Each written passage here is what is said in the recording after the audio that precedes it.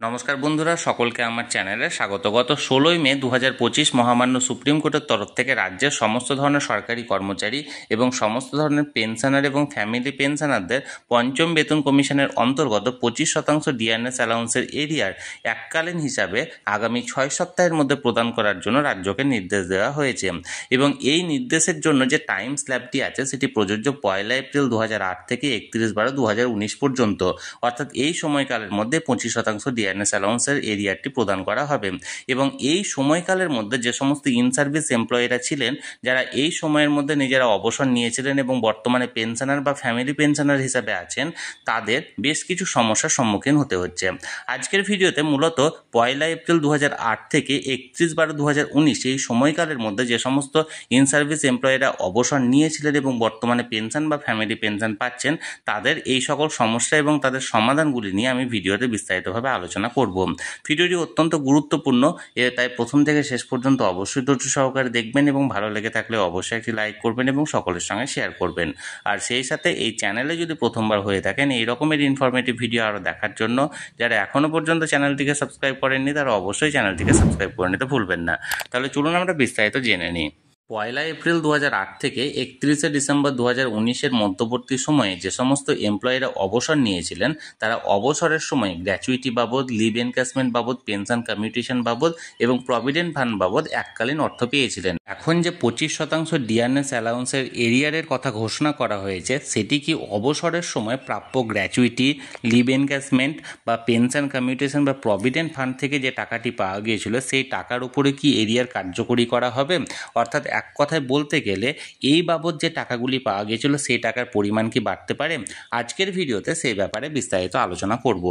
আমি সর্বপ্রথমে যে বিষয়টি নিয়ে আলোচনা করব সেটি হলো, যে সমস্ত কর্মীরা 1/4/2008 থেকে 31/12/2019 এর মধ্যবর্তী সময়ে চাকুরি থেকে অবসর নিয়েছিলেন, তারা কি তাদের প্রাপ্য গ্র্যাচুইটিতে এই 25% ডিএ এরিয়ারের সুবিধা পাবে? যদি পেয়ে থাকে তার ক্যালকুলেশন মেথড কী হবে এবং কিভাবে তারা এই টাকাটি পাবে? প্রথম প্রশ্নের উত্তর হলো, অবশ্যই তারা তাদের এই 25% ডিএনএস অ্যালাউন্সের এরিয়ারের সুবিধা তাদের গ্র্যাচুইটিতে পাবে এবং পাওয়াটা কিভাবে ক্যালকুলেশন করবেন চলুন সে ব্যাপারে বিস্তারিত জেনে নিই। প্রথমত আমি বলবো গ্র্যাচুইটিটা কি। গ্র্যাচুইটি হলো একজন সরকারি কর্মচারী অবসর নেওয়ার সময় তাকে সরকারের তরফ থেকে বেশ কিছু রকমের আর্থিক সুযোগ সুবিধা দেওয়া হয় এবং তার মধ্যে একটি অন্যতম সুযোগ হলো বা অন্যতম সুবিধা হলো গ্র্যাচুইটি বাবদ এককালীন অর্থ প্রদান। এই গ্র্যাচুইটির যে অর্থটা প্রদান করা হয় সরকারের তরফ থেকে, সেটি প্রতি 2 বছর চাকরির জন্য 1 মাসের বেতন প্রদান করা হয়। ফর এক্সাম্পল, আপনার যদি 30 বছর চাকরি হয়ে থাকে তাহলে সেক্ষেত্রে আপনাকে লাস্ট বেতনের 15 মাসের বেতন আপনাকে এককালীন গ্র্যাচুইটি হিসাবে দেওয়া হবে। এবার আমি এক্ষেত্রে আগেই বললাম যে আপনারা গ্র্যাচুইটিতে সেই সুবিধাটা পাবেন এবং কিভাবে পাবেন এবং কতটা পাবেন, তাহলে চলুন আমরা এক নজরে ক্যালকুলেশনটা করে নিই। প্রথমত ফর এক্সাম্পল, এখানে ধরুন একজন সরকারি কর্মচারী যিনি 31/5/2014-তে অবসর নিয়েছেন তার চাকরি থেকে এবং তার সার্ভিস লাইফ অর্থাৎ চাকরির সময়কাল ছিল 20 বছর, অর্থাৎ এই সময়ের মধ্যে তিনি 20 বছর চাকরির লাইফ প্রদান করেছেন।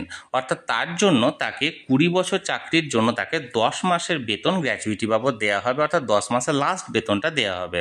এক্ষেত্রে লাস্ট বেতন মানে অন্য ধরনের অ্যালাউন্স যোগ হয় না, লাস্ট যে বেসিক পে এবং তার সঙ্গে লাস্ট যে ডিএর পরিমাণ থাকে সেটি যোগ করা হয়। অর্থাৎ ধরা যাক আপনি 31/5/2014-তে যে কর্মীটি অবসর নিয়েছিলেন তার সেই সময় লাস্ট বেসিক ছিল 16,000 টাকা এবং 31/5/2014 এই সময়ে যে রাজ্য সরকারি কর্মচারীরা ছিলেন তাদের ডিএনএস অ্যালাউন্সের পরিমাণ ছিল 58%। অর্থাৎ সেক্ষেত্রে তার গ্র্যাচুইটির পরিমাণ কত হবে? প্রথমত বেসিক পে 16,000 টাকা এবং 16,000 টাকার 58% ডিএনএস অ্যালাউন্স সমান 9,280 টাকা, অর্থাৎ 25,280 টাকা থাকবে তার লাস্ট পে এবং এই লাস্ট পের 10 মাস তাকে দেওয়া হবে, অর্থাৎ 2,52,800 টাকা তাকে গ্র্যাচুইটি হিসাবে সেই সময় প্রদান করা হয়েছিল। এবার ধরুন সেই কর্মীর কতটা গ্র্যাচুইটি এরিয়ার হিসাবে তিনি পেতে পারেন। ধরুন 1/4/2008 থেকে 31/5/2014 এই পর্যন্ত কর্মী নিজের এমপ্লয়ি হিসাবে তো নিজের যে 25% এরিয়ার আছে সেই টাকাটি পাচ্ছেন, এর পাশাপাশি গ্র্যাচুইটি হিসাবে ক্যালকুলেশনটা কিভাবে হবে? 31/5/2014 এই সময়ে সেন্ট্রাল গভর্নমেন্টের কর্মীদের যে ডিএর পরিমাণ সেটা ছিল 100% এবং রাজ্যের এমপ্লয়িদের ছিল 58%, যেটি আমি আগেই বললাম, অর্থাৎ বকেয়া ছিল 42%। এই বকেয়ার 42%-এর 25% অর্থাৎ 10.5% ডিয়ারনেস অ্যালাউন্সের পরিমাণটি বাড়বে। তাহলে সেক্ষেত্রে নতুন গ্র্যাচুইটির হিসাবটা কি হবে? লাস্ট বেসিক পে ছিল 16,000 টাকা, ডিএ পুরনো হিসেবে ছিল 58%, 10.5% আরও বাড়ছে, অর্থাৎ ডিএর হিসাবটা হবে 68.5%, এবং 16,000 টাকার বেসিক পের 68.5% ডিএ সমান হচ্ছে 10,960 টাকা। তাহলে এক্ষেত্রে 16,000 প্লাস 10,960 সমান হচ্ছে 26,960 টাকা হচ্ছে তার লাস্ট পে, এবং এই 26,960 টাকার 10 মাসের বেতন তাকে দেওয়া হবে, অর্থাৎ 2,69,600 টাকা তার গ্র্যাচুইটি বাবদ পেমেন্ট হচ্ছে। কিন্তু তাকে আগেই অবসর নেওয়ার সময় তাকে 2,52,800 টাকা দেওয়া হয়েছিল, তাই তাকে এই এরিয়া বাবদ 2,69,600 মাইনাস 2,52,800 সমান 16,800 টাকা তাকে এরিয়ার হিসাবে পুনরায় আবার পেমেন্ট করা হবে। অর্থাৎ এক কথায় বলতে গেলে যে এমপ্লয়ি আগে গ্র্যাচুইটি বাবদ যে টাকা পেয়েছিলেন তার থেকেও আরও 16,800 টাকা তিনি অতিরিক্ত পাচ্ছেন 25% ডিএ এরিয়ার গ্র্যাচুইটিতে সুবিধা বাবদ, এবং এই টাকাটি বর্তমানে তার অ্যাকাউন্টে প্রদান করা হবে। এবার আমরা জানবো লিভ এনক্যাশমেন্টের ব্যাপারে। লিভ এনক্যাশমেন্টটি মূলত সমস্ত ধরনের সরকারি কর্মচারীর সুবিধাটা পান না, এটি মূলত সমস্ত ধরনের রাজ্য সরকারি এমপ্লয়ি এবং অন্য ধরনের এমপ্লয়িরা পেয়ে থাকেন। সরকার প্রসিত বিদ্যালয়ের শিক্ষক শিক্ষিকা বা শিক্ষাকর্মীরা লিভ এনক্যাশমেন্টের সুবিধাটি পান না। এক্ষেত্রে লিভ এনক্যাশমেন্টে যারা পেয়ে থাকেন, অর্থাৎ যে সমস্ত এমপ্লয়িরা লিভ এনক্যাশমেন্ট পান, তারা যদি 1/4/2008 থেকে 31/12/2019-এর মধ্যে অবসর নিয়ে থাকেন, তাহলে 25% ডিএ এরিয়ারের যে সুবিধাটি সেটি কি তারা এই লিভ এনক্যাশমেন্টে পাবেন? এর উত্তর হলো হ্যাঁ, পাবেন। এবার কিভাবে পাবেন, কতটা পাবেন, চলুন আমরা এক নজরে দেখে নিই। প্রথমত লিভ এনক্যাশমেন্টের হিসেবটা একবার বোঝার চেষ্টা করুন। লিভ এনক্যাশমেন্টের হিসেবটা অনেকটা গ্র্যাচুইটির হিসাবের মতোই, তবে এক্ষেত্রে বেসিক প্লাস ডিএ তার সাথে সাথে মেডিকেল অ্যালাউন্সটা যোগ করা হয়, অর্থাৎ লাস্ট যে বেসিক প্লাস লাস্ট যে ডিএ এবং তার সাথে সাথে লাস্ট যে মেডিকেল অ্যালাউন্সটা দেওয়া হয় সব কটাকেই যোগ করা হয়, এবং এক্ষেত্রে ম্যাক্সিমাম 300 দিনের বেতন দেওয়া হয়, অর্থাৎ 10 মাসের বেতন দেওয়া হয়। এবার আমরা ওই একই ব্যক্তি যিনি 31/5/2014-তে অবসর নিয়েছিলেন এবং যার লাস্ট বেসিক ছিল 16,000 টাকা, তার লিভ এনক্যাশমেন্টে কত টাকা অতিরিক্ত সুবিধা হচ্ছে সেটির ব্যাপারে আমরা জেনে নেব। প্রথমত লিভ এনক্যাশমেন্টে তিনি যখন অবসর নিয়েছিলেন তখন কত টাকা পেয়েছিলেন? ধরুন তার বেসিক পে ছিল সেই সময় 16,000 টাকা, ডিয়ারনেস অ্যালাউন্স ছিল 58%, অর্থাৎ 16,000 টাকার 58% সমান 9,280 টাকা, এবং সেই সময় মেডিকেল অ্যালাউন্স ছিল 300 টাকা প্রতি মাসে, অর্থাৎ মোট 25,580 টাকা তিনি পেয়েছিলেন, এবং এটি 300 দিনের পেয়েছিলেন, অর্থাৎ গণিত 300/30, অর্থাৎ মাসের হিসাবে যদি করা হয়, তাহলে সেক্ষেত্রে তিনি লিভ এনক্যাশমেন্ট বাবদ সেই সময় পেয়েছিলেন 2,55,800 টাকা। এখন ধরুন 31/5/2014 এই সময়ে সেন্ট্রাল গভর্নমেন্টের ডিয়ারনেস অ্যালাউন্সের পরিমাণ ছিল 100%, রাজ্যের কর্মীদের ছিল 58%, অর্থাৎ বকেয়া ছিল 42%। এই 42%-এর 25% অর্থাৎ 10.5% দেওয়ার এখানে অর্ডার দেওয়া হয়েছে।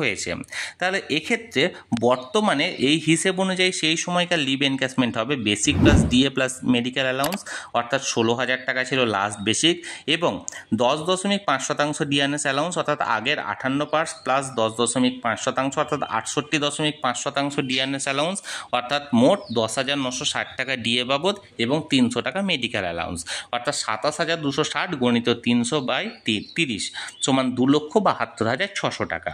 অর্থাৎ মানে 25% এরিয়ার হিসেবে ধরলে তার লিভ এনক্যাশমেন্ট পাওনা হয় 2,72,600 টাকা। তাকে আগেই লিভ এনক্যাশমেন্ট বাবদ দেওয়া হয়েছে সরকারের তরফ থেকে 2,55,800 টাকা। তাহলে তার লিভ এনক্যাশমেন্ট বাবদ পাওনা থাকছে 2,72,600 মাইনাস 2,55,800 সমান 16,800 টাকা। এবার আমরা জানবো পেনশন কমিউটেশন বাবদ আপনি যে এককালীন অর্থ পাওয়া গিয়েছিল অবসরের সময়, সেই অর্থের উপর কি 25% ডিয়ারনেস অ্যালাউন্সের এরিয়ার কার্যকরী করা হবে? এর এক কথায় উত্তর হলো না। তার কারণ আপনি অবসরের সময় যে পেনশন কমিউট করেছিলেন বা কমিউটেশন করেছিলেন সেটা প্রথমত তো ছিল সম্পূর্ণ অপশনাল বিষয়, কোনো ম্যান্ডেটারি ছিল না, এবং অপশনাল বিষয় হলেও আপনি যে সেলটা করেছিলেন অর্থাৎ কমিউটেশন করেছিলেন সেটা সম্পূর্ণ আপনার লাস্ট বেসিক পের ওপর ম্যাক্সিমাম 40% পর্যন্ত আপনি সেল করেছিলেন, এবং যে ভ্যালুটা পেয়েছিলেন সেটা বেসিক পের ওপর পেয়েছিলেন। এখানে কোনো রকম কোনো ডিএ ধরা হয়নি, কারণ পেনশন কমিউটেশনের ভ্যালু শুধুমাত্র বেসিক পের ওপরই ধরা হয়, ডিএ বা অন্য কোনো অ্যালাউন্সের ওপর ধরা হয় না। তাই যে এখন যে বর্তমানে নির্দেশটি দেওয়া হয়েছে সেটি 25% ডিআরএস অ্যালাউন্সের এরিয়ার হিসাবে দেওয়া হয়েছে। তাই পেনশন কমিউটেশনের সঙ্গে এই এরিয়ারের কোনো সম্পর্ক নেই। তাই আপনি পেনশন কমিউটেশন বাবদ যে এককালীন পেয়েছিলেন তার উপর কোনো রকম কোনো এরিয়ার পাবেন না। আশা করি আমি বিষয়টি বোঝাতে পেরেছি। এবার আমরা জানবো আপনি প্রভিডেন্ট ফান্ড বাবদ যে এককালীন টাকা পেয়েছিলেন অবসরের সময়, সেই প্রভিডেন্ট ফান্ডের টাকার উপরে কি এটি কার্যকরী হবে? এরও এক কথায় উত্তর হলো না। তার কারণ প্রভিডেন্ট ফান্ড হলো আপনি আপনার পুরো সার্ভিস লাইফ জুড়ে যে নিজের মানে অ্যামাউন্ট থেকে অর্থাৎ নিজের মাইনে থেকে যে পরিমাণ টাকা জমা করেছিলেন সেটাই আপনি সুদসহ পেয়ে থাকেন অবসরের সময়। এখানে ডিএ বাবদ বা কোনো রকম কোনো আদার অ্যালাউন্স কিন্তু যোগ করা হয় না, যার ফলে আপনি প্রভিডেন্ট ফান্ড বাবদও কোনো রকম কোনো ডিআরএস অ্যালাউন্সের এরিয়ার পাবেন না। তাহলে বন্ধুরা, আজকের এই ভিডিওটি ভালো লেগে থাকলে অবশ্যই একটি লাইক করুন এবং সকলের সঙ্গে শেয়ার করুন। আর সেই সাথে চ্যানেলে যদি প্রথমবার হয়ে থাকেন এই রকমের ভিডিও আরও দেখার জন্য চ্যানেলটিকে অবশ্যই সাবস্ক্রাইব করে রাখুন। ধন্যবাদ, দেখা হচ্ছে পরের ভিডিওতে।